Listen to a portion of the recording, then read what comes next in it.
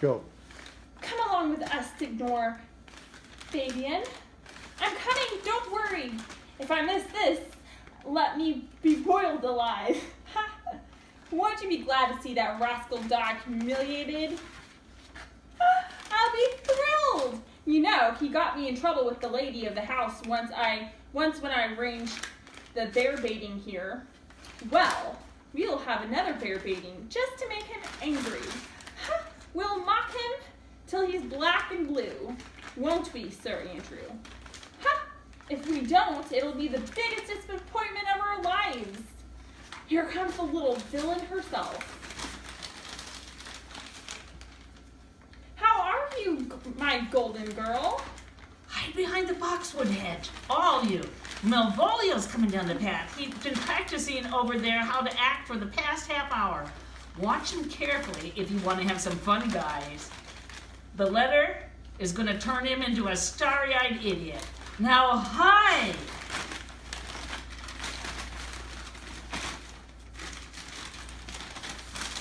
It's all luck. Everything's luck.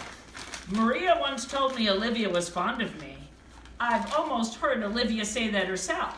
She said if she were interested in someone, it would be someone who looked like me. Besides, she treats me more respectfully than the other servants. What's the obvious conclusion from that? What an egomaniac. Shh. When he's alone with his thoughts, he's even more a haughty peacock. Watch him strike. I swear, I'd like to beat that jerk so hard. Be quiet. Just think, I could be Count Malvolio. What a jerk. Shoot him, shoot him. Shh.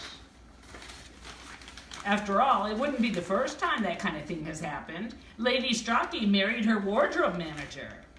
The arrogant fool. Shh. We've got him right where we want him. He's on a big ego trip. Just think of me having been married to her for 3 months, sitting around majestically.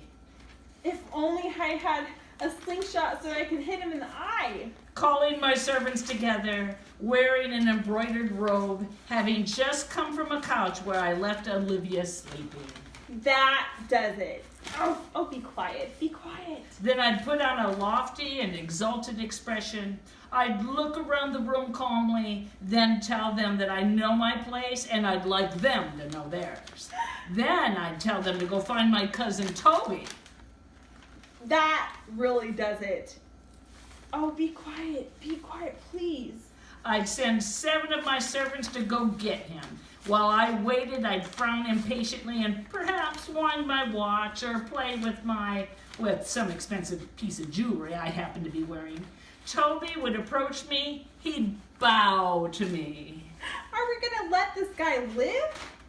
Yes, we have to be quiet, even if it's torture. I would reach out my hand to him like this, giving him a stern look instead of my usual friendly smile. And then doesn't Toby punch him in the mouth? And I'd say to him, Cousin Toby, since I've been lucky enough to marry your niece, I have the right to say a few things to you. Oh yeah, like what? You must stop being a drunk. Get out of here, you scab. No, be quiet or you'll screw up the joke. And you're wasting your time with that foolish knight.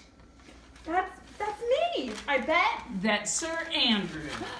I knew he was talking about me. A lot of people call me foolish. What's this?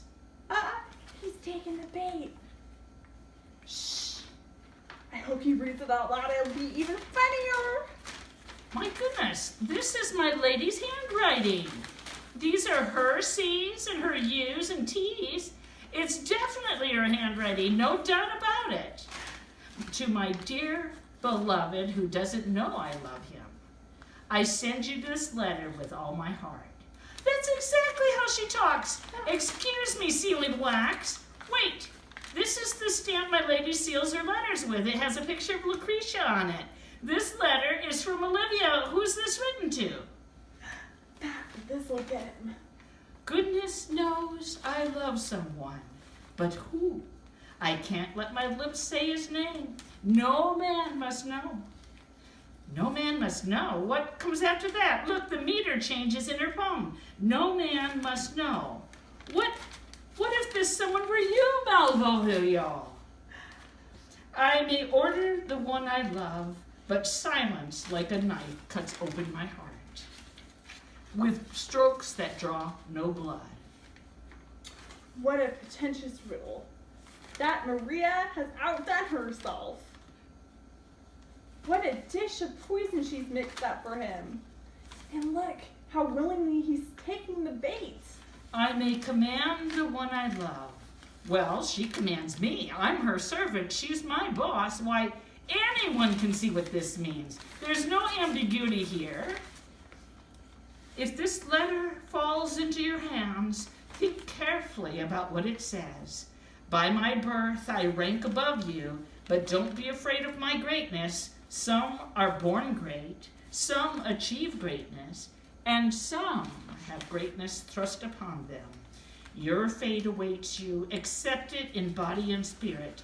To get used to the life that you're most likely leading soon, get rid of your low-class trappings. Show some eagerness for the new upscale lifestyle that's waiting for you. Argue with a relative like a nobleman and be rude to servants. Talk about politics and affairs of state and act free and independent. The woman who advises you to do this loves you. Remember, the woman who complimented you on your yellow stockings and said she always wanted to see you with crisscrossing laces going up your legs, remember her. Go ahead. A happy new life is there if you want it.